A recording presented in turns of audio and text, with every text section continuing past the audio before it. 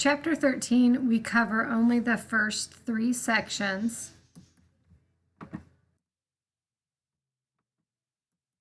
The first section is very much comparable to how Chapter 12 ended, where we're still using the interest formula, calculated by taking our principal times our rate times our time. The maturity value is still the principal plus that interest, which is calculated principal times rate times time.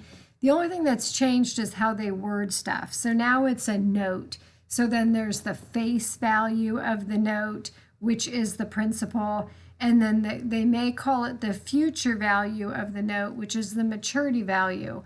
And just make sure if they use the term future value, don't think, oh, cool, I get to use my time value money keys again, because you do not.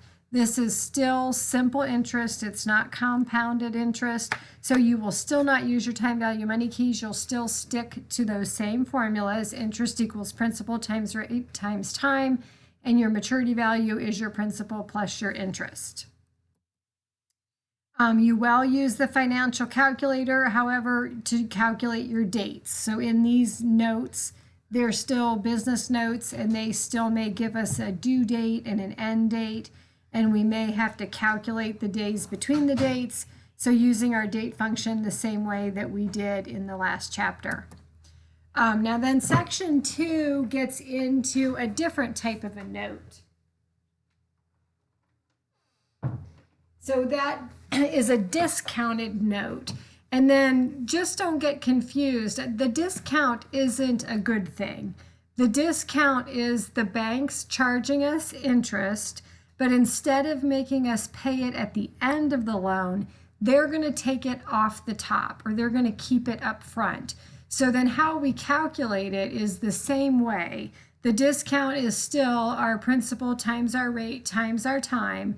It's just what we do with it. Instead of adding it to the principal to come up with what our maturity value is, we're going to subtract it from the amount that they borrow to come up with what their proceeds are. So again, we calculate it the exact same way. It's just once we calculate it, we subtract it instead of adding it. So really it's that simple. Now what I struggle with a little bit is how the textbook presents it, and how if you're in my math lab and you do a help me solve this or show me an example, I feel like they make it a little bit more complex.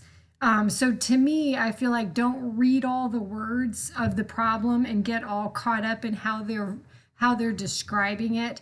But just understand that I calculate the interest, and instead of adding it, I subtract it.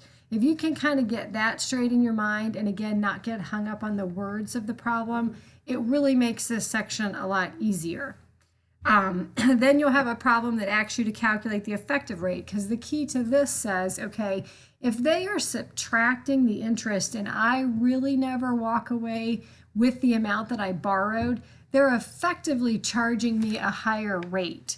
So in order to do that, you first figure out, well, what's that discount? What's the amount of interest you have to pay? And then don't divide it by the amount you're borrowing, divide it by the amount that you walk away with, what is called the proceeds. And if you do that, you'll see that effectively you end up paying just a little bit more because the bank keeps the interest and gives you the net amount. Then the third section, you're comparing simple interest to discounted interest. So this one too, you'll have the first part of it should hopefully be easy. It's just the same as chapter 12.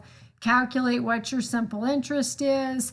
So say you're borrowing $50,000 and it's simple interest at 10% for however long it is. You're just going to take your $50,000 times the 10% times your time. Then when you go to compare it to the discounted loan, that's where it's a little bit trickier, because the key to that is to say, if you need $50,000, you have to borrow more than that, because they're going to calculate the interest and subtract it and give you what's left. So say you have to have $50,000 to buy a piece of equipment. You can't have $48,750. You have to have $50,000. You're going to have to borrow more than $50 in a discounted loan in order to walk away with the 50. So that one's a little bit more complex, and kind of how you set those problems up is to say, okay, well, if I know my proceeds after I subtract the discount have to be 50,000, then you back into what you would need to borrow in order to get to that. So again, those ones are a little bit trickier. But just kind of, again, I think if you can understand those key differences, it at least kind of helps you to set those formulas up. Okay, so then here is this one talks about our different rates. So again, it's kind of the same as what I had on that previous slide, that when it's a discounted note, you need to factor in that you're not really getting the full amount that you're borrowing. So this example, if the note's 180 days and it's for $16,800 and it's discounted at 10%, our first step is to take the principal times the rate times the time. So 16,880 times our 10% times the 180 divided by 360 gives us interest of $840. But again, the bank's going to keep it. They're keeping it, taking it off the top. So we subtract that from the 16,800. And again, the proceeds are $15,960. So that's what we walk out of the bank with. Then if we come down here, if we end up taking that $840 that they're charging us in interest, now here though, instead of using the loan amount, we use the proceeds, how much we actually walk out of the bank with.